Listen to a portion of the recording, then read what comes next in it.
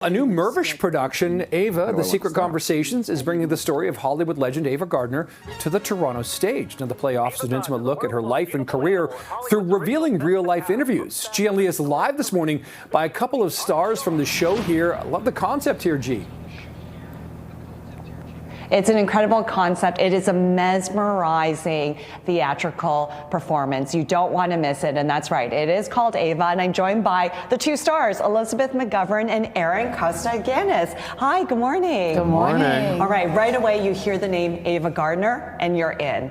Tell me about how this came about, because Elizabeth, you wrote the theatrical script for this. I did. There's a book called Ava Gardner, The Secret Conversations, which was on my bookshelf for years and years before. I happened to pick it up one day, started to read it, and just thought, this has got to be on a stage, because it's a very lively dialogue between Ava Gardner, aging movie star at the end of her life in London, speaking to her ghost writer, and the two of them are trying to hash out the details of her life story.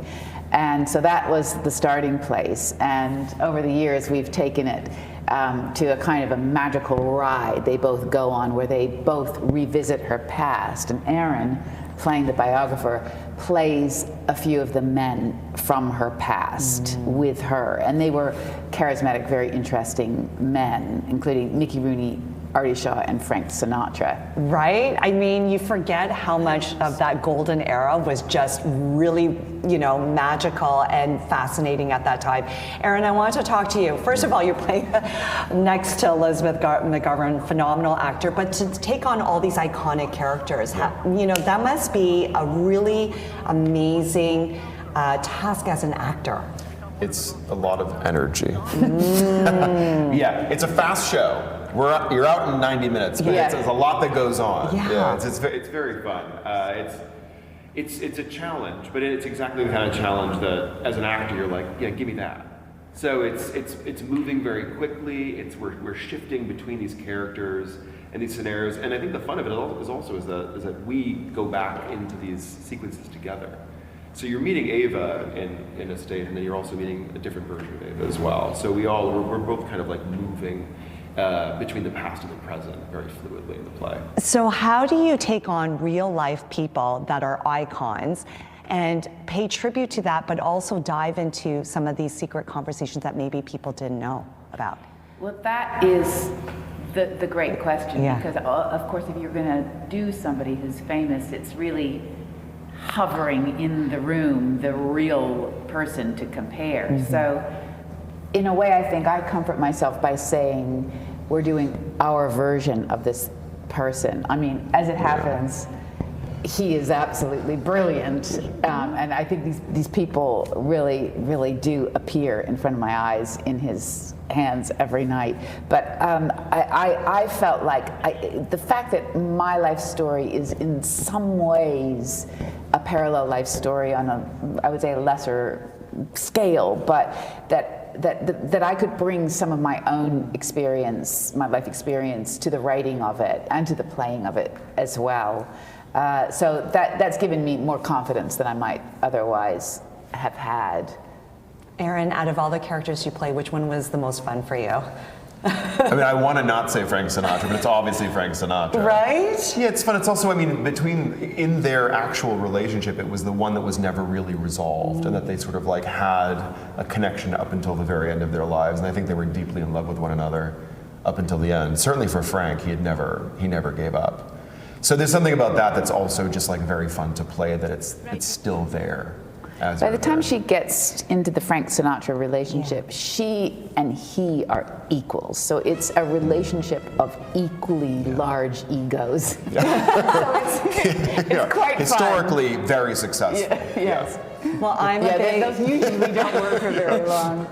Well, I'm a big fan of that era of Hollywood, and I just think the stories are more fascinating behind the scenes, and that's what you're going to find out through this play. So thank you so much. We want our viewers to stick around, because we're going to continue our conversation with Elizabeth and Erin.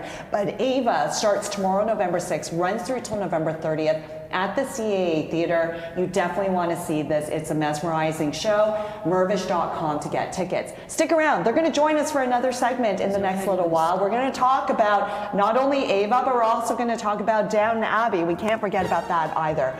Oh, it's intriguing. It's mesmerizing. And what I love is that it's based off of a real book that included Ava Gardner in there. So it's a fascinating show. It gets underway starting tomorrow, November 6th, right here in Toronto. I'm joined by Elizabeth McGovern and Aaron Costa-Ganis. Thank you so much again for joining us.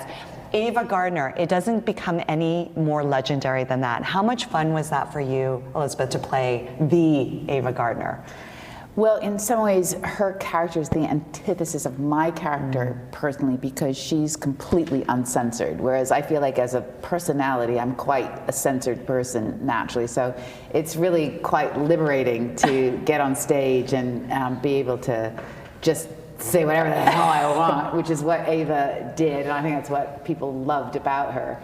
So I'm having a ball. I love it. And you are having a ball with Aaron. I see the chemistry between you two, and Elizabeth, you said it best.